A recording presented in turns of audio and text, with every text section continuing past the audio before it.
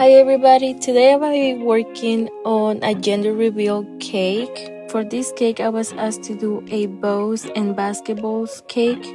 I got started by working on my bow with my fondant that I colored baby pink. I really wanted the bow to look realistic, so I used some paper rolls to keep the structure of the bow for once I was ready to put it on the cake. Then I got started working on my basketball, which was made out of Rice Krispies, then covered in fondant. I went ahead and added all the little details with my airbrush. Then I got started on working on my cake layers, making sure I added the vanilla simple syrup in between to keep my cake moist. Another thing that I like to do to keep my cakes moist is to cover my cakes in saran wrap once they're out of the oven and storing them in the fridge. So once I'm ready to work on the cake, they're nice and cool down. I really find that it makes the texture of the cake better and also helps with the structure. Then I got started on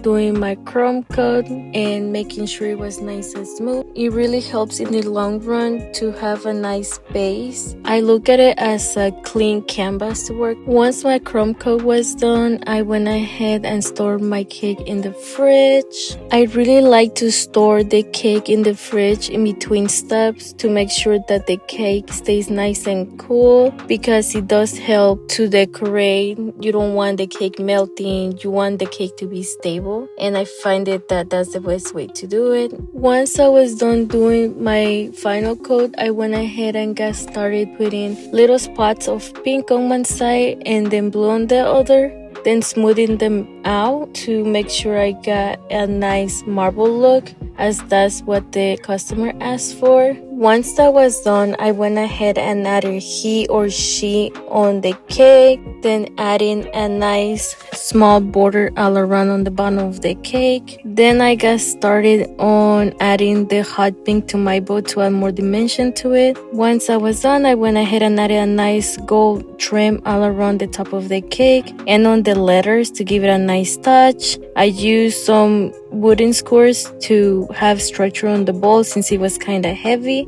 And I went ahead and add a nice border all around the top of the cake with white frosting and around the basketball to give a little bit more stability, and add a couple of my gold sprinkles. And to top it off, I went ahead and used my airbrush to add some edible glitter all around the cake. I hope you guys like it. Thank you.